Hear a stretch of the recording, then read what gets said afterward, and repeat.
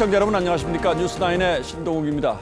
지난 대선 직전 있었던 허위 인터뷰 보도 의혹이 정치권 전반에 큰 싸움으로 번지고 있습니다.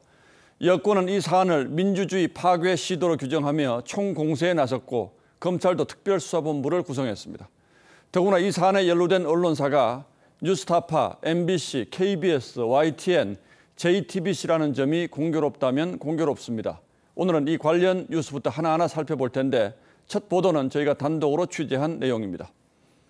이 사건의 핵심 인물인 김만배 씨는 인터뷰를 한 신앙림 전 언론노조 위원장을 아주 오랜만에 만났다고 했습니다. 가까이 지내면서 허위 인터뷰를 공모할 사이가 아니라는 뜻일 겁니다. 그런데 저희 취재 결과 인터뷰를 하기 전 신 씨가 김만배 씨의 화천대유 사무실을 방문하는 등 가깝게 소통한 정황을 검찰이 포착한 걸로 알려졌습니다. 그렇다면 얘기가 좀 달라지죠. 조성호 기자가 취재했습니다. 6개월 구속 만기로 구치소에서 풀려난 김만배 씨. 구치소를 벗어나자 논란이 된 신앙림 씨와의 인터뷰를 하게 된 경위부터 해명했습니다. 저의 오랜 지인인데 한 15년에서 20년 만에 처음으로 전화 오고 만났습니다. 그럼 당시 대화가 녹취되고 있었던 것에 대해서는 전혀 몰랐어요? 예, 몰랐어요. 그거는 신앙림 선배가 저한테 사과해야 될 부분이라고 생각해요. 하지만 검찰은 화천대유 사무실 압수수색과 관계자 증언을 통해 김 씨와 신 씨가 인터뷰가 이루어진 2021년 9월 이전부터 서로 소통한 정황을 잡았습니다. 화천대유 한 관계자는 2021년 여름 신 씨가 사무실을 방문했다고 진술했고 검찰은 화천대유 사무실에서 신 씨 명함을 확보한 것으로 전해졌습니다. 검찰은 대장동 팀 남욱 변호사로부터는 두 사람 인터뷰가 언론에 공개되는데 김 씨가 개입했다는 취지의 진술도 확보했습니다. 남 씨가 뉴스타파 보도 직후인 지난해 3월 11일 법정에서 김만배 씨를 마주쳤는데 인터뷰를 형이 한 거지? 라고 묻자 뭘 그런 걸 물어봐? 라고 웃으며 답했다는 겁니다. 검찰은 허위 인터뷰 의혹을 사전에 계획된 대선 공작으로 규정하고 추가 조사를 통해 두 사람에 대해 구속영장을 청구할 계획입니다. TV조선 조성호입니다. 밝혀져야 할 핵심 의혹은 신앙림 씨가 김만배 씨와 인터뷰를 한 뒤에 1억 6천만 원이라는 거액을 받았다는 겁니다. 신 씨는 그만한 가치가 있는 책이라고 주장하고 있습니다. 그런데 정작 검찰이 김 씨의 사무실에 가보니 책이 아무렇게나 방치돼 있었다고 합니다. 이런 의혹들을 원점에서부터 규명하기 위해서 검찰이 특별수사팀을 발족했습니다. 이어서 구민성 기자가 보도합니다. 검찰이 꾸린 대선 개입 여론조작 사건 특별수사팀은 반부패 수사삼부와 공공수사부, 형사일부 소속 검사 등 10여 명 규모입니다. 특별수사팀은 김만배 씨와 신앙림 씨의 허위 인터뷰 의혹을 집중 들여다볼 계획입니다. 검찰은 두 사람의 인터뷰를 대선을 앞두고 유력 후보에 대한 허위 사실을 공표하고 유사한 내용의 허위 보도와 관련 고발이 이어지게 하는 등 선거제도를 농단한 중대 사건이라고 규정했습니다. 검찰은 먼저 신 씨를 소환해 인터뷰한 경위와 함께 김 씨에게 받은 1억 6,500만 원이 책 3권 값이 맞는지 등을 추궁한 것으로 알려졌습니다. 김 씨는 출소하며 신 씨 책의 가치에 맞게 대가를 지불했다고 주장했습니다. 예술적 작품으로 치면은 그 정도 가치가 있다고 생각을 해서 그래서 제가 그 책을 산 겁니다. 하지만 검찰은 화천대유 사무실 압수수색 과정에서 해당 책 3권이 사실상 방치된 채 있는 걸 발견했습니다. 김 씨는 청화동인 6호 실소유주인 조우영 씨에게 허위 인터뷰를 종용한 사실도 없다고 해명했습니다. 염려 차원에서 우영이한테 동생한테 형으로서 몇 가지 당부를 하고 또 한 부분은 있습니다. 검찰은 허위 인터뷰 정황 수사를 통해 신 씨와 김 씨 두 사람 외에 더 조직적인 여론 조작 개입이 이뤄졌는지 규명한다는 계획입니다. TV조선 구민성입니다. 이번 사태와 관련해서 여러 언론사의 이름이 등장합니다. 허위 인터뷰를 가장 먼저 보도한 뉴스타파, 그리고 그 이전에 부산저축은행 부실대출 사건을 윤석열 검사가 무마했다는 의혹을 보도한 JTBC, 뉴스타파의 보도를 검증 없이 따라간 MBC, KBS가 있습니다. 이 가운데 JTBC는 어제 메인 뉴스에서 잘못이 있었다며 공식 사과했지만 뉴스타파는 정부 여당의 주장을 정면으로 반박했습니다. 허위 인터뷰도 아니었고 정치적 의도 역시 전혀 없었다고 주장했습니다. 이어서 최민식 기자가 보도합니다. 뉴스타파는 어제 입장문에서 김만배 씨와 신앙림 전 뉴스타파 전문위원 사이에 억대의 돈이 오간 부분에 대해 사과했습니다. 하지만 김 씨와 공모한 기획보도는 아니라고 부인했습니다. 주인검사 윤석열이 커피를 타줬다고 명확하게 보도한 적 없고 커피를 타준 익명의 다른 검사를 명시했다고도 했습니다. 하지만 뉴스타파의 보도엔 천화동인 6호 실소유자인 조우영에게 커피를 주고 내보내준 검사가 누구냐는 두 사람의 대화에 윤석열 당시 후보의 얼굴을 넣었고 며칠 가 인마 이러면서 보내드래. 이 사건에 어떻게 관여했는지도 언급합니다. 누가 아까 검사가 누가 윤석열이다. 네가 조우영이야 이러면서. 대선 토론회에서 왜 커피를 타줬냐고 따지는 이재명 후보의 발언도 함께 넣었습니다. 조우영한테 커피는 왜 사주셨어요? 그럼 왜 타주셨어요? 저는 그 사람 본 적이 없습니다. 아니, 참. 희한하네요. 갖다 붙이려고 10년 전 것까지. 뉴스타파는 또 커피를 타준 검사가 주인 검사였던 윤 후보가 아니란 걸 알면서도 보도에선 주인 검사가 조우영에게 커피를 타줬다고 했다가 2주도 안 돼 번복된 남욱 변호사의 2021년 11월 검찰 준수를 그대로 보도했습니다. 뉴스타파도 이 점을 의식한 듯 김만배 녹음 파일 일부 대목과 남 변호사의 진술 조서를 인용한 부분이 다소 분명하게 처리되지 않는 측면이 있다고 했습니다.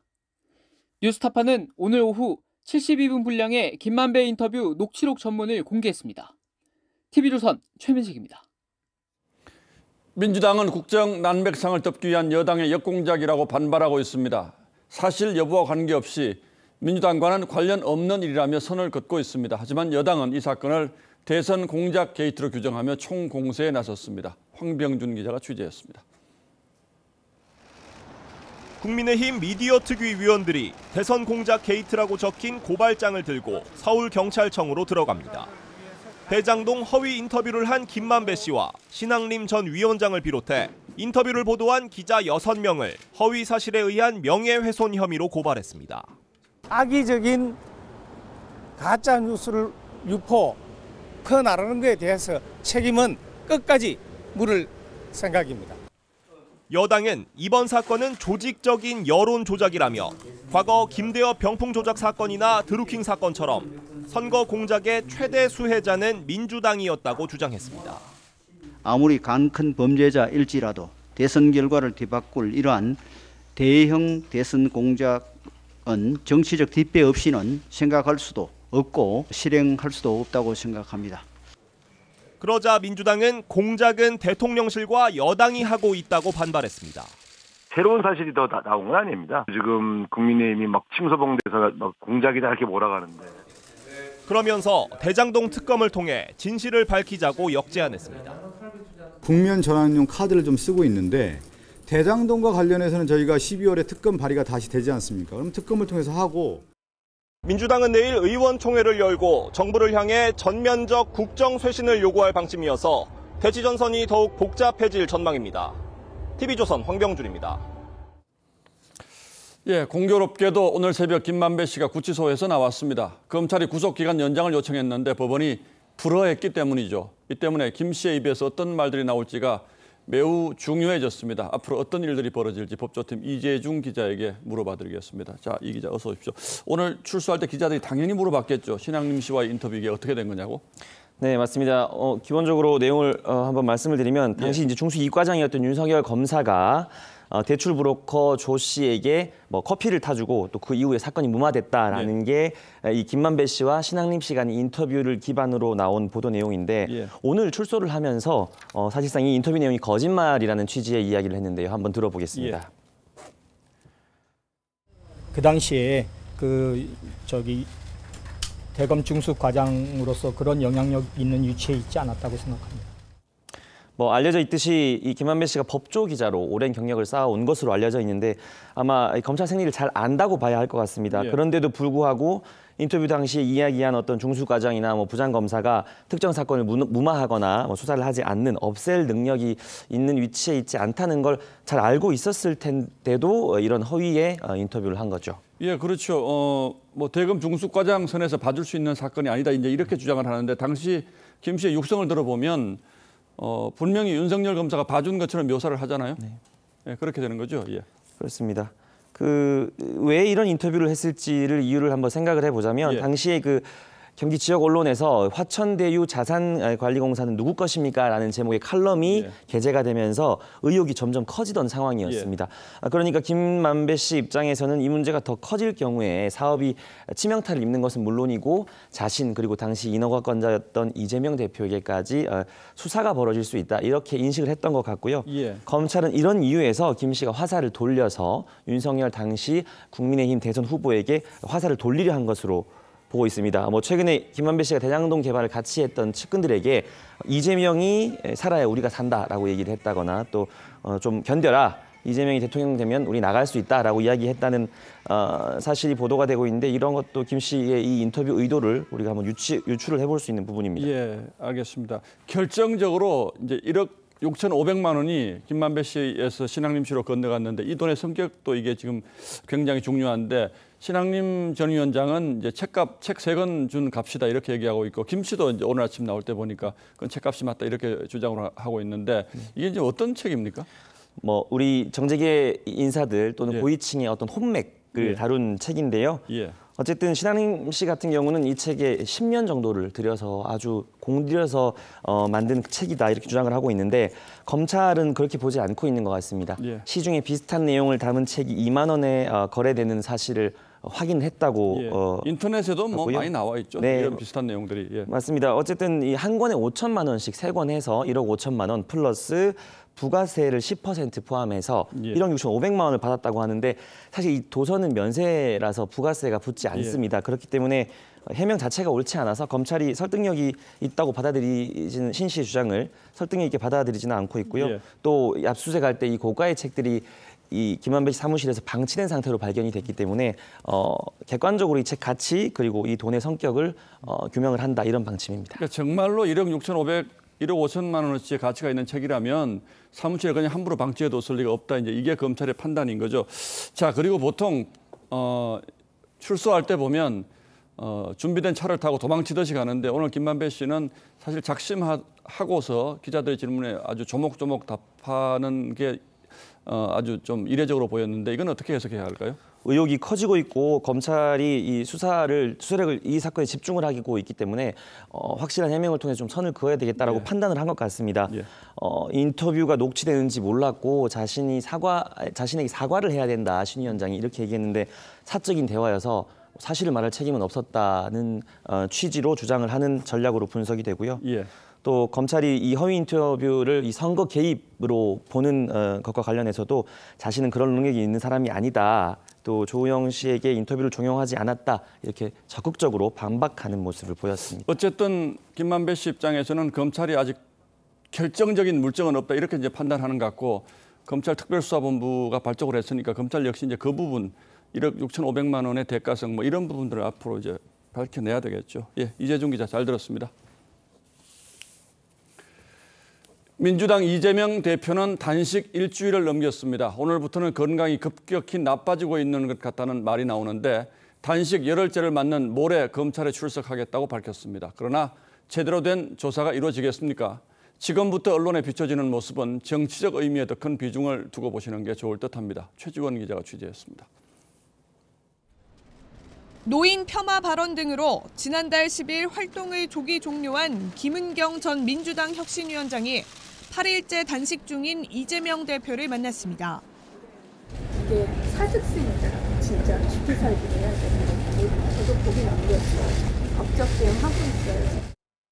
이 아기를 가진 사람들이 소수가 입맛이 악화가 양화를 구축하는 것처럼 세상들을 많이 그려요. 이 대표는 검찰이 제시한 소환 날짜 7일에서 9일 가운데 마지막 날인 9일 출석하기로 했습니다. 윤석열 정권의 무도한 소환에 당당히 맞설 것입니다. 민주당은 이번에도 출석 시간과 장소를 적시한 포스터를 SNS에 올렸는데 이 대표 건강 상태를 고려해 정문이 아닌 후문으로 들어가겠다고 했습니다. 검찰은 질문지 150여 쪽과 함께 만일의 사태에 대비해 의료진까지 준비하는 걸로 알려졌습니다. 국회 대정부 질문에선 단식을 두고 공방이 오간 데 이어 어떤 이유로 단식을 하고 있다고 생각하십니까? 단식입니까? 다이어트입니까? 말 듣지 마세요! 말 똑바로 하세요. 왜 그러세요? 뭘 똑바로 해요? 다이어트라고? 말 똑바로 하세요! 여당에선 명분 없는 웰빙 단식이란 비판이 나왔습니다. 그만하라고 말씀하시러 가실 생각은 있으신가요? 지금 단식하고 계신가요? 그거 잘 모르겠습니다. 장동혁 원내대변인은 이 대표를 향해 다음 패는 입원, 그 다음 패는 휠체어 출석이라고 꼬집었습니다. TV조선 최주원입니다. 이재명 대표가 검찰 출석 의사를 밝힌 직후 수감 중인 이화영 전 부지사는 자필 진술서를 통해서 검찰의 집요한 압박에 허위 진술을 했다며 다시 말을 뒤집었습니다. 북한과 접촉한 내용을 이재명 지사에게 보고한 적이 없다는 거죠. 하지만 이미 여러 번 말이 바뀐 데다 변호사 관련한 논란도 있어서 이 전 부지사의 말을 액면 그대로 믿기는 어렵습니다. 김보건 기자가 취재했습니다. 이재명 대표가 검찰에 출석하겠다고 밝힌 지 4시간 만인 오후 1시 반쯤 구속 수감 중인 이화영 전 부지사는 변호인을 통해 자필 진술서를 공개했습니다. 이 전 부지사는 진술서에서 8개월 이상 검찰로부터 집요한 수사를 받으면서 이 대표 혐의를 인정하라는 압박을 받았다고 주장했습니다. 그러면서 쌍방울 측에 스마트팜 비용과 이 지사 방북 비용을 요청한 적이 결코 없다며 이 대표에게 보고한 적도 김성태 전 회장과 전화를 연결해 준 적도 없다고 덧붙였습니다. 이 전 부지사는 지난 6월 검찰 조사에서 쌍방울과 이 대표의 연관성을 부인하던 기존 입장을 일부 뒤집고 쌍방울에 방북 추진을 요청하고 이 지사에게도 보고했다고 진술했습니다. 하지만 다시 진술을 뒤집은 겁니다. 검찰은 이 전 부지사가 갑자기 진술을 번복한 배경에 이 전 부지사의 부인과 변호인 등이 개입했는지 들여다보고 있습니다. 법조 일각에선 이 전 부지사의 진술 번복으로 이 대표 수사에 혼선이 올 수 있다는 전망이 나왔습니다. 하지만 검찰은 이미 많은 인적 물적 증거를 확보한 만큼 수사에는 별 영향이 없다고 강조했습니다. TV조선 김보건입니다. 다음 뉴스입니다. 해외 순방 중인 윤석열 대통령이 연이틀 강력한 대북 경고 메시지를 냈습니다. 오늘은 중국과 러시아 대표까지 참석한 회의에서 북한 핵은 모든 국가를 겨냥할 수 있는 실존적 위협이라고 강조했습니다. 인도네시아 현지에서 김정우 기자가 보도합니다. 동아시아 정상회의에 참석한 윤석열 대통령이 북한 핵미사일 개발에 대해 강도 높게 경고했습니다. 오늘 회의에 참석하신 모든 국가를 겨냥하고 타격할 수 있는 실존적인 위협입니다. 아세안 국가들과 한미일 3국은 물론 중국과 러시아까지 참석한 회의장에서 안보리 상임이사국인 중러 두 나라를 직접 겨냥한 겁니다. 결의안을 채택한 당사자인 안보리 상임이사국의 책임은 더욱 무겁다고 할 것입니다. 어제 북러 간 군사 결속을 직접 비판했던 윤 대통령은 오늘 러시아를 향해 우크라이나 침공이 국제법 위반이라고 했고 중국을 겨냥해선 남중국해에서 규칙에 기반한 해양 질서가 확립되어야 한다고 했습니다. Welcome, Prime Minister. 지난해 말 중국 시진핑 주석과의 정상회담 이후 10달 만에 중국 최고위급 인사인 리창 총리와 마주한 윤 대통령은 한일중 정상회의의 빠른 개최와 함께 북핵 문제가 악화될수록 한미일 공조가 그만큼 강화될 수밖에 없다고 강조했습니다. 책임 있는 역할을 수행하면서 북한 문제가 한중 관계에 걸림돌이 되지 않았으면 좋겠다. 윤 대통령은 내일 아세안 의장국인 인도네시아 조코이 대통령과 정상회담을 한 뒤 G20 정상회의 개최지인 인도 뉴델리로 이동합니다. 인도네시아 자카르타에서 TV조선 김종호입니다. 이런 가운데 김정은 위원장은 이르면 다음 주 블라디보스토크에서 푸틴 대통령을 만날 것으로 알려졌습니다. 이번 정상회담에서는 무기거래 협상이 마무리될 거라고 하는데 관련해서 주목할 만한 소식이 하나 나왔습니다. 북한이 그동안 러시아의 무기 기술을 해킹해왔다는 겁니다. 그래서인지 북한의 전차나 일부 미사일은 복제품이라고 부를 만큼 러시아 무기와 유사합니다. 이 사실이 정상회담에는 어떤 영향을 미칠지 김충영 기자가 취재했습니다. 강력한 포화력과 무쇠 발톱으로 적진을 처절하게 짓뭉개버릴 북한의 주력 전차 M220입니다. 러시아 주력 전차 T-14 아르마타와 포신 길이는 물론 포탑 형태까지 쌍둥이처럼 닮았습니다. 지난 4월 공개된 정찰 위성 만리경 1호는 러시아 위성과 크기만 다른 수준입니다. 사이버 보안 업체 지니언스 시큐리티 센터에 따르면 북한은 러시아의 첨단 방산 기술을 지속적으로 해킹했고 훔친 정보를 다른 사이버 공간에 숨겼다가 나중에 조금씩 들여온 것으로 전해졌습니다. 북한과 러시아는 이르면 다음 주 정상회담에서 북한의 재래식 포탄과 러시아의 미사일 또는 위성 핵심 기술을 맞바꾸는 걸 협의할 것으로 알려졌습니다. 앞에선 회담을 추진하며 뒤에선 기술을 빼돌린 셈이지만 해킹 논란이 북러 관계 경색으로 이어지진 않을 것이란 분석이 지배적입니다. 현재 북한과 러시아가 급속히 긴밀하게 되는 이유에는 공통된 반미주의가 있기 때문에 그게 제 전략적 최우선 목표이지. 김정은은 장갑 열차를 타고 러시아 블라디보스토크로 갈 것으로 알려졌지만 동선이 일부 공개되면서 보안을 위해 비행기를 포함한 제3의 경로로 이동할 가능성도 있습니다. TV조선 김충영입니다. 북한과 러시아가 이렇게 밀착 움직임을 보이면서 주목받는 건 중국의 태도입니다. 아직 이렇다 할 공식 반응은 없습니다. 그런데 모레 북한의 정권 수립 기념일에 참석하는 중국 대표단의 급이 많이 낮아졌다고 합니다. 이게 특별한 의미가 있는 것인지 과거와는 어떻게 달라졌다는 것인지 이태영 기자가 전문가들에게 물어봤습니다. 김정은 위원장과 나란히 서서 열병식을 보는 남성. 지난 2018년 시진핑 주석 특별 대표로 북한 정권 수립 기념 70주년 열병식에 참석한 중국 서열 3위 리잔수 상무위원입니다. 5년 단위로 꺾이는 정주년인 올해 행사에도 중국은 대표단을 파견하는데 이번에는 부총리급으로 서열이 25위권인 류거중 정치국 위원을 단장으로 보내기로 했습니다. 지린성 성장을 지낸 류거중은 북한 전문가로 꼽히지만 5년 전에 비해 대표단급이 낮아진 겁니다. 시진핑 특별 대표라는 표현도 삭제했습니다. 是中朝深厚友谊和中方对中朝关系高度重视的体现. 중국은 과거 북한 열병식에 서열 10위권 이내의 고위급 대표단을 파견했지만 올해 들어 북한에 파견하는 대표단의 서열은 20위권 밖으로 낮아지고 있습니다. 25위권 밖이라고 하는 것은 진짜 굉장히 격화시킨 거죠. 큰 의미를 안 주는 거죠. 통일부 당국자는 한미일 협력 강화로 대중 압박이 커질 것을 고려해 격을 낮춘 것이라며 군사협력보단 경제협력에 초점을 둔 것으로 보인다고 분석했습니다. 러시아도 고위급 대표단을 보낼 예정이어서 북한에서 북중러 3국 고위 인사들의 회담이 열릴 가능성이 있습니다. TV조선 이태형입니다. 지난 4월 인천 검단 신도시 아파트 공사장에서 지하주차장 붕괴 사고가 났죠. 철근 누락이 원인으로 드러났고 시공사인 GS건설은 사고 3개월여 만에 철거디 전면 재시공을 약속했는데요.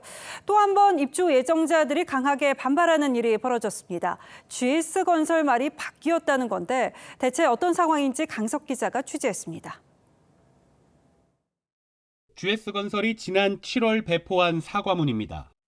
아파트를 철거하고 전면 재시공하겠다는 약속이 담겼습니다.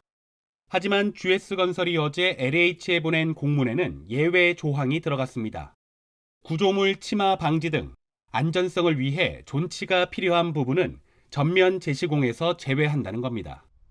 입주 예정자들은 GS건설이 약속을 어기려 만든 독소 조항이라고 반발합니다. 전면 재시공에 대한 번복이나 철회가 저희는 너무 말이 안 되는 상황이라고 생각하고 있습니다. GS건설의 주거지원 대책도 입주 예정자들의 도마에 올랐습니다. GS건설은 최대 6천만 원의 전세자금 무이자 대출 등을 제시했지만 1억 원이 훌쩍 넘는 전세 시세의 절반에도 못 미치기 때문입니다. 주민들은 재시공 5년 동안 갈 곳이 없다며 분통을 터뜨립니다.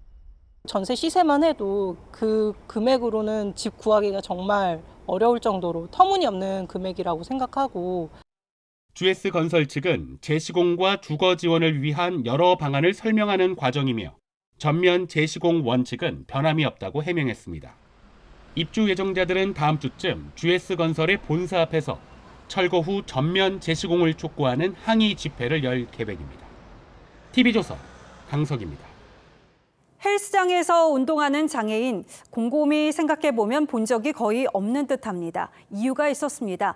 헬스장이 부상 시 책임을 묻지 않는다는 각서를 요구하거나 또 장애인이 동행인과 함께 운동을 해야 할 경우에는 회비를 2배로 요구하는 경우도 있었는데요. 이것보다 더한 경우도 있었습니다. 조윤정 기자가 차별의 현장을 취재했습니다. 30살 갑자기 찾아온 눈병으로 중증 시각장애를 갖게 된 김은 씨. 앞이 안 보이는 불편함 속에서도 건강을 위해 운동을 하려 했지만 집 근처 헬스장은 받아주지 않았습니다. 보호자를 데려와라. 아니면 상해를 입었을 때 책임지지 않겠다는 각서를 써라. 이건 너무 큰 차별인 것 같아요. 장애인 등록은 받아주지만 운동을 돕는 활동보조사 이용료까지 2배 회비를 요구하는 곳도 있습니다. 사설 헬스장을 방문해 장애인 이용이 가능한지 물어보겠습니다. 부상을 입었을 때에 대한 손해배상이 첫 책임이 없다라는 거에 대한 조항이 추가될 거예요. 자치단체에서 운영하는 공공 헬스장도 상황은 비슷합니다. 구나 이런 데에서 운영하는 복지관 같은 데는 좀 거의 안 된다라는 식으로 아예 딱 말을 자르더라고요. 이런 차별은 장애인 차별금지법 위반 소지가 큽니다.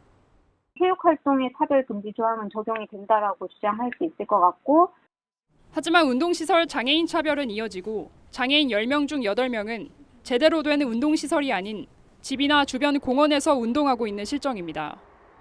TV조선 조윤정입니다. 직장 내 문화가 많이 성숙해지지 않았나 싶은데 여전히 과거에 머물러 있는 곳이 있습니다. 지역 농협과 신협 등 지역 금융기관입니다. 이 고용노동부가 113곳을 감독했는데 모든 곳에서 한 건 이상의 위법 사항이 적발됐습니다. 고객에게 술을 따르는 걸 거부하자 다른 지점으로 발령내기도 했습니다. 박지훈 기자가 보도합니다. 전북의 한 지역 농협 이모 계장은 직장 내 괴롭힘을 호소하다 지난 1월 극단적 선택을 했습니다. 상급자들이 27만 원어치 킹크랩을 사오라고 한 경우까지 있었습니다. 결혼식 날짜를 잡고 나서도 네가 정신이 있는 놈이냐 그럴 때 휴가를 쓰고 그게 비웃음거리가 되었습니다. 잇따른 갑질에 고용부는 농협, 수협, 신협 등 113개 지역금융기관에 대한 기획감독을 했습니다. 감독 결과에 따르면 한 축협 임원은 고객과 식사 자리에서 여직원에게 술을 따르도록 강요한 뒤 여직원이 이를 거부하자 다른 지점으로 발령을 냈습니다. 지역 신협의 임원은 회식 자리에서 여직원의 강제로 입을 맞췄습니다. 성추행과 직장 내 괴롭힘이 5건 등 총 763건의 위법 사항이 적발됐는데 113개 기관 모두에서 한 건 이상씩 나왔습니다. 중대한 범죄 행위인과 정부는 즉시 사법 처리하는 등 엄정하게 대응하였습니다. 고용부는 감독 결과에 따라 검찰 송치, 과태료 처분 등 조치를 완료했다고 밝혔습니다. TV조선 박재훈입니다. 이 특허청의 정관들이 관행처럼 재취업을 하던 산하 기관이 있는데요. 법이 바뀌어서 취업이 어렵게 되자 아예 정관을 개정해서 재취업하는 꼼수가 벌어졌습니다. 낙하산을 보내기 위해서 법을 무력화했다는 비판이 나옵니다. 배상윤 기자의 단독 보도입니다. 직원 수가 200명 가까운 특허청 최대 산하기관 발명진흥회. 임원 평균 연봉이 약 2억 원으로 특허청 출신이 퇴직 후 이곳 임원으로 재취업을 하는 게 관행이었습니다. 실제로 1994년부터 지난해까지 특허청 고위공무원 출신이 발명진흥회에 재취업한 사례는 20건입니다. 그런데 2018년 7월 공직자윤리법 시행령 개정으로 발명진흥회가 취업 제한 기간이 됐고 재취업이 어렵게 되자 특허청 정관들은 47년 넘게 유지한 회원제를 없애는 등 정관을 개정했습니다. 특허청 정관들의 취업심사 회피를 위해 법을 무력화시킨 겁니다. 회원제도를 꼼수 폐지함에 따라서 특허청 출신 인사들이 심사 없이 진흥회에 취업할 수 있게 되었습니다. 이 때문에 시행령 개정 후 특허청 국장 등 2명은 취업심사를 받지 않고 산하기관으로 내려와 고액의 연봉을 챙겼습니다. 진흥회 측은 취업심사와 관계없이 공공성 강화 때문에 정관을 개정했다는 입장이지만 취업 심사 대상이 된 직후에 서둘러 정관을 개정한 이유에 대해선 답을 하지 못했습니다. 회원사나 비회원사의 그 차별 없이 공정하게 이제 해야 되는 공공기관으로서의 사회적 책무가 있기 때문에 회원제도를 폐지하게 되었습니다. 공직자들의 퇴직 후 취업 심사를 회피하는 방법을 제도적으로 막고 전수조사로 실태 파악을 해야 한다는 목소리가 커지고 있습니다. TV조선 배상리입니다. 올여름 참 덥고 비도 많이 왔죠. 우리의 체감이 맞았습니다. 올여름 평균 기온이 24.7도로 역대 4번째로 뜨거웠습니다. 평년 대비 1도 높은 것이기도 합니다. 비도 300mm 더 내린 것으로 나타났습니다. 신경희 기자입니다.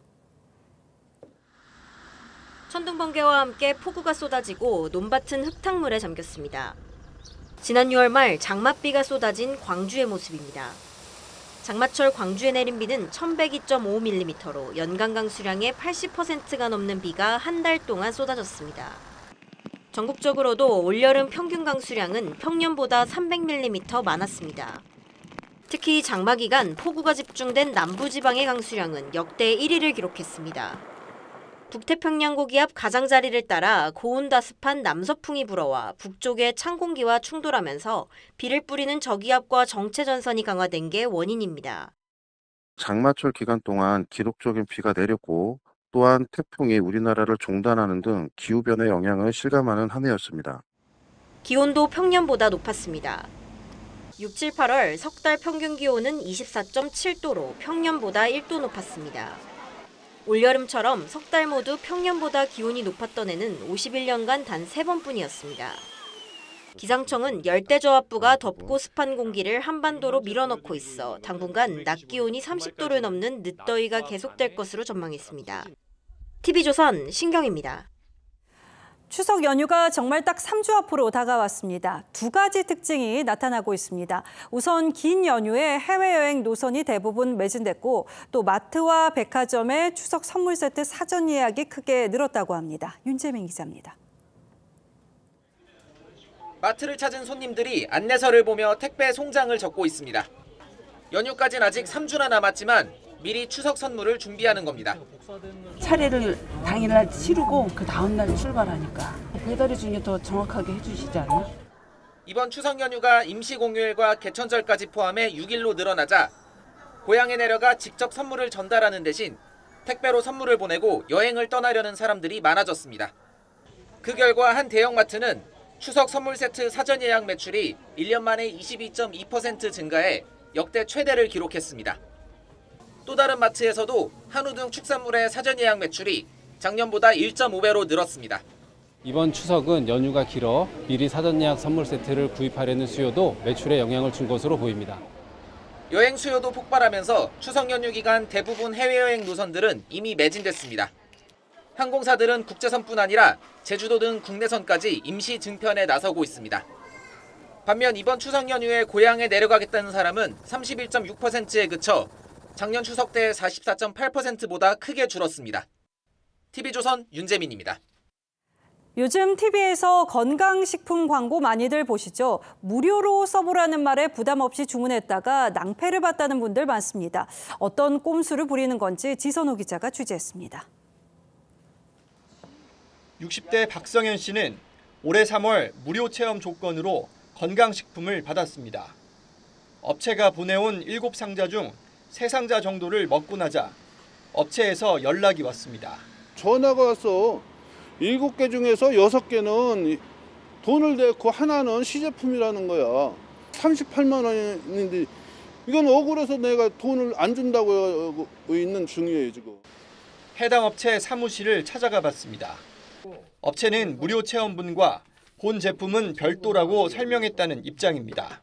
체험분만 보내면 되는데 왜 본품을 같이 보내나요? 이제 가끔 이거 짝퉁 아니냐 이렇게 하시는 분들이 있어서 만약에 체험분을 먹고 마음에 안 드시면 그냥 본품 보내주시면 돼요. 건강식품 관련 피해 접수는 매년 꾸준히 증가하고 있습니다. 무료 체험 후 환불이 가능하다는 말에 결제했지만 무료 체험 기간이 끝났다며 환불을 거부하는 등 계약 관련 피해가 61.5%로 가장 많았습니다. 특히 무료 체험 관련 상담 121건 중 절반 이상이 60대 이상일 정도로 고령층의 피해가 컸습니다. 서로 상대방이 부인하는 경우도 있다 보니까 계약서의 무료 체험 조건이라든지 이런 것들, 특약 같은 그걸 기재한 계약서를 교부해달라. 소비자원은 계약 내용을 꼼꼼히 확인할 것을 당부했습니다. TV조선 지선호입니다. 우리 경제가 올해 하반기부터 살아나기 시작해서 내년엔 본격적으로 반등할 거란 기대감이 점차 흐릿해지고 있습니다. 적어도 지금 나오는 수치가 그렇고 우리 주변 환경이 갈수록 어려워지면서 내년에도 1%대 성장에 그칠 거란 전망이 잇따르고 있습니다. 송병철 기자가 취재했습니다. 아파트 건설이 한창인 중국 베이징. 부동산 개발 회사인 비구이웨아는 시장 침체로 회사채 이자 300억 원을 겨우 갚았습니다. 최근 중국은 부동산뿐 아니라 고물가의 내수와 수출 모두 어려운 상황입니다. I think what happened to Country Garden and Zhongji are actually symptoms of a bigger problem rather than the cause of like a domino effect. 예상보다 약한 중국의 경제 반등에 우리 경제는 수출 부진을 겪으며 난조에 빠졌습니다. 최근 영국 투자은행인 바클레이즈는 내년 한국 성장률 전망치를 2.3%에서 2.0%로 하향 조정했습니다. 수출 등 무역 부진 장기화를 우려하는 겁니다. 정부는 하반기 이후 경제 반등을 애써 기대하지만 노무라 1.5%, HSBC 1.6% 등 1%대의 내년 성장률 전망은 곳곳에서 나옵니다.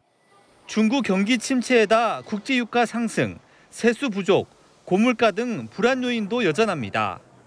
중국의 부동산 리스크들이 좀 가라앉아 있는 상황이긴 하지만 여전히 우리한테 이제 잠재적인 그 리스크로 좀 돼 있거든요. 예상보다 약한 경기 반등 흐름에 내년에도 우리 경제에는 짙은 먹구름이 끼어 있을 거란 전망이 나옵니다. TV조선 송병철입니다. 현 정부 원자력 정책의 상징인 신한울 2호기가 마침내 운영 허가를 받고 시운전에 들어가게 되었습니다. 문재인 정부 탈원전 정책의 여파로 당초 예정보다 5년 늦게 가동이 시작되는 거죠. 신한울 2호기는 완전한 한국형 원전이어서 수출과 원전 생태계 복원에도 큰 도움이 될 전망입니다. 보도에 박상현 기자입니다. 지난 2010년 착공을 시작한 신한울 2호기. 당초 2018년 가동을 목표로 했지만 5년이 지난 오늘에서야 원자력안전위원회에 운영 허가가 나왔습니다. 지난 정부의 탈원전 정책과 경주 지진 등을 이유로 안정성 평가가 계속 늦춰졌기 때문입니다. 5년 동안 사용하지 못한 대신에 가장 비싼 천연가스하고 신재생으로 채운 거고 5년 동안 우리 소비자가 짊어졌던 부담은 어마어마한 거였어요. 신한울 2호기는 앞으로 6달 동안 시운전을 거쳐 내년 상반기 상업 가동할 예정입니다.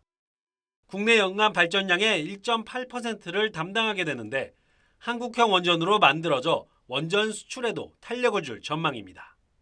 정부의 원전 생태계 복원 움직임도 활발해집니다. 산업부는 내년 원전 관련 예산을 올해보다 2배 가까이 늘렸고 재생에너지 지원 예산은 42% 줄였습니다. 올해는 원전 생태계의 완전한 정상화를 위해 전 정부 차원의 정책 역량을 집중하고 있습니다. 신한울 3, 4호기 건설 재개에 이어 신한울 2호기 가동까지 본격화되면서 원전 업계의 기대감도 커지고 있습니다. TV조선 박상현입니다. 이재명 대표가 단식 중인 국회 천막에서는 오늘 짧지만 아주 강렬한 소동이 있었습니다. 대정부 질문 도중 민주당 의원으로부터 모욕을 당했다며 국민의힘 태영호 의원이 이 대표를 찾아갔고 이 과정에서 몸싸움에 가까운 소란이 일었습니다. 이 대표 입장에선 형식적으로라도 여당 지도부의 위로 방문을 받고 싶었을 텐데 우리 정치 현실이 어디 그렇던가요? 태영호 의원이 무슨 일로 이렇게 화가 났는지 어제 상황부터 보시겠습니다. 고희동 기자입니다. 어제 국회 본회의장 국민의힘 태영호 의원이 민주당을 향해 북한인권재단 이사 추천을 요구하자 민주당 박영순 의원이 원색적인 표현으로 소리를 지릅니다. 이런 것이 바로 공산 전체주의에 맹종하는 겁니다, 여러분. 쓰레기 발언 주의하세요. 네. 태 의원의 사과 요구를 박 의원이 거부하자 태 의원은 오늘 단식 농성 중인 이재명 대표를 찾아가 박 의원의 출당을 요구했습니다. 빨갱이, 북한에서 쓰레기, 공산당 부역자 출당시키고 그리고 국회의원직 이거 대표님께서 책임지고 이거 닭발 잡아다닙시다. 이 대표는 별다른 반응을 보이지 않았고 주변에 있던 당직자와 이 대표 지지자들이 항의하는 태 의원을 막아서면서 3분 만에 사실상 농성장에서 쫓겨났습니다. 이 과정에서 이 대표 지지자들이 또다시 태 의원에 대해 인신공격성 발언을 쏟아냈습니다. 공산주의자 나와 일로. 나와 이 공산주의자. 문제의 발언을 한 박 의원은 태 의원이 피해자 코스프레를 하고 있다며 사과를 거부했고 태 의원은 박 의원을 형사 고소하는 방안을 검토 중인 것으로 알려졌습니다. TV조선 고희동입니다. 러시아가 우크라이나 동부 도시를 공습해서 어린이 등 17명이 숨졌습니다. 같은 날 블링컨 미국 국무장관이 우크라이나를 깜짝 방문해서 대규모 추가 지원을 약속하면서 이 장갑차를 뚫는 열화 우라늄탄도 제공하기로 했습니다. 그런데 이게 인체와 환경에 피해를 줄 수 있는 무기여서 논란이 예상됩니다. 김자민 기자입니다. 미국의 국무장관과 우크라이나의 외무장관이 전쟁통에 문을 닫았다 다시 연 맥도날드 매장에서 감자튀김을 나눠 먹습니다. 미국의 강력한 지지를 상징적으로 보여준 장면인데 블링컨 국무장관은 이번 깜짝 방문에서 10억 달러, 우리 돈 1조 3천억 원 규모의 추가 지원 계획을 밝혔습니다. We want to make sure that Ukraine has what it needs not only to succeed in the counteroffensive, but has what it needs for the long term. 이번 지원 목록에는 120mm 열화 우라늄탄이 처음으로 포함됐습니다. 열화 우라늄탄은 장갑차를 뚫을 정도의 강력한 파괴력을 지녀 러시아의 기갑 전력에 큰 타격을 줄 것이란 평가입니다. We are happy that we are not alone. Through this winter, we will go together with our partners. 하지만 열화 우라늄탄은 폭발 과정에서 방사성 먼지를 만들어내 러시아의 강한 반발은 물론 국제사회 논란도 예상됩니다. 러시아는 미국이 지원 약속을 한 뒤 수시간 만에 우크라이나 동부 산업도시를 공격했습니다. 시장과 약국 등 민간 시설도 파괴된 대낮 공습으로 어린이를 포함해 최소 17명이 숨지고 30여 명이 다쳤습니다. TV조선 김자민입니다.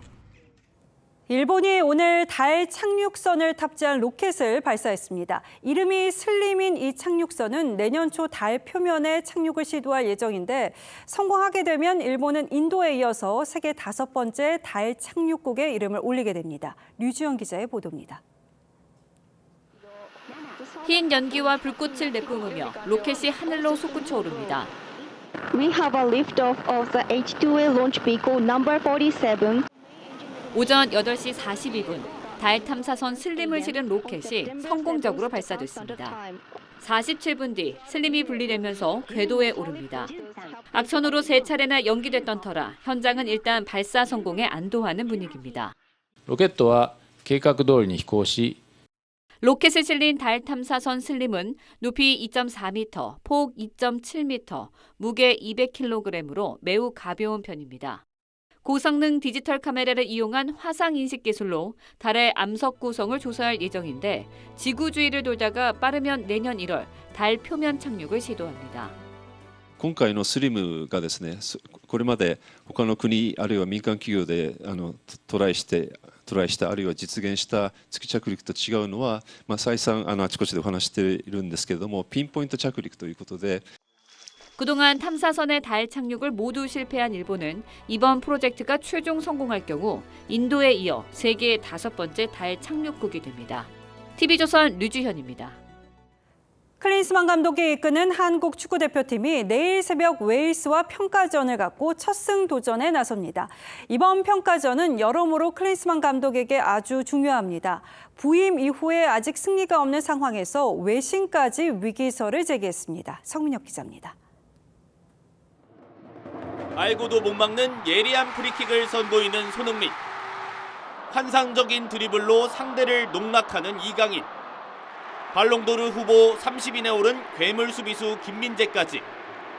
이름값만 놓고 보면 대표팀 전력은 충분히 강합니다. 하지만 클린스만 감독은 아직 승리가 없습니다.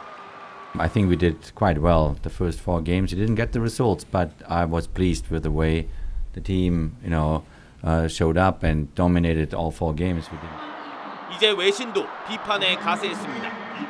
BBC는 9월 A매치에서도 나아지지 않으면 집에서 많은 시간을 보낼 것이라며 경질 가능성까지 들고 나왔습니다. 불성실하다는 논란도 있습니다. 한국에 상주하겠다고 했지만 머문 기간은 182일 중 67일로 3분의 1에 불과하고 챔피언스리그 조 추첨식에 참석할 정도로 대회 활동에 열심입니다. You can also win all 4 games in the beginning and there will be still criticism. The real benchmark comes in January once we start the tournament in Qatar. 결국 결과로 증명해야 합니다. 아직 승리가 없다는 점을 너무나도 잘 알고 있기 때문에 내일 어떤 경기를 의미하는지 선수들이 분위기만 봐도. 클린스만 감독은 곧 아시안게임에 출전할 설영우와 홍현석까지 소집 명단에 넣었습니다. 웨일스는 FIFA 랭킹이 35위로 우리보다 7계단 낮은 팀입니다. 위기의 클린스만 감독, 웨일스와 운명의 한판 승부는 TV조선이 생중계합니다. TV조선 성민혁입니다.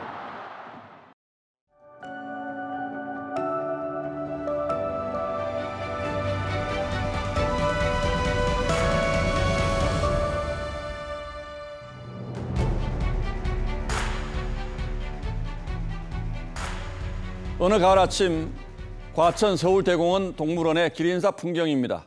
기다리던 아침밥을 기린들이 먹으려는데 어디선가 영양들이 슬금슬금 다가옵니다. 슬쩍 아래로 들어가 흘리는 먹이를 주워 먹는데도 기린들은 본체 만체 내버려 둡니다.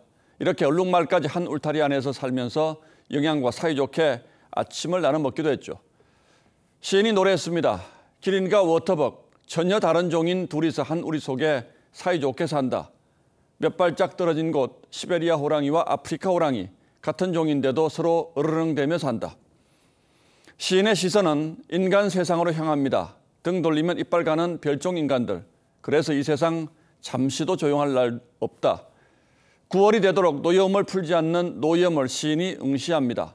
8월이 담장 너머로 다 둘러매고 가지 못한 늦여름이 바글바글 끓고 있는 뜰 한켠 자귀나무 검은 그림자가 팍 엎질러져 있다. 옛 시인은 가시지 않는 더위에 시달리다 손님을 불러 잔을 기울였습니다. 누가 늦더위 씻어주리오. 느긋하게 두어 잔 술을 마시네. 88년 만에 9월 열대야가 잠자리를 헤집어 놓더니 며칠 새 하늘이 높고 푸르러졌습니다. 그래도 여전히 무자비한 폭염을 퍼붓습니다. 더위를 치운다는 처서를 지난 게 벌써 보름 전입니다. 내일은 흰 이슬이 내린다는 백로인데 올해는 절기가 무색합니다. 늦더위가 이달 중순까지는 간다니까 말이죠. 여름 내내 불덩이와 물벼락을 번갈아 쏟아붓고도 여태 화가 덜 풀린 모양이죠. 인간이 자연에게 지은 죄가 큰 줄은 압니다만 못내 원망스럽습니다. 영국의 비평가 존 러스킨이 말했죠. 햇볕은 감미롭고 비는 상쾌하고 바람은 힘을 돋운다. 세상에 나쁜 날씨는 없다. 하지만 그도 이 시대에 살아본다면 생각이 달라졌을 겁니다. 거기에다 우리 사는 세상이 여름 내에 토해내는 탐욕과 증오, 욕설과 저주, 거짓과 위선이 체감 온도를 마구 부채질합니다. 가을이 왔지만 가을 같지 않은 출의 불사추입니다. 학창시절 교과서에서 배웠던 독일 수필, 우리를 슬프게 하는 것들처럼 슬픈 초가을입니다. 초추의 양광이 내리쬐는 정원 한 모퉁이에서 눈에 띈 작은 새의 죽음처럼 말이죠. 그래도 거스를 수 없는 것이 계절입니다. 즐기고 즐긴 늦더위도 노여움을 거두고 한순간 거짓말처럼 사그라드는 날이 오고 말 겁니다. 그때가 되면 불덩이처럼 지고 온 마음의 화도 씻은 듯 가시겠죠. 우리네 눈과 귀를 어지럽히고 들쑤시는 온갖 기만과 술수, 삿대질, 드자비질도 한결 잦아들기를 원합니다. 9월 7일 앵커의 시선은 출의 불사추였습니다.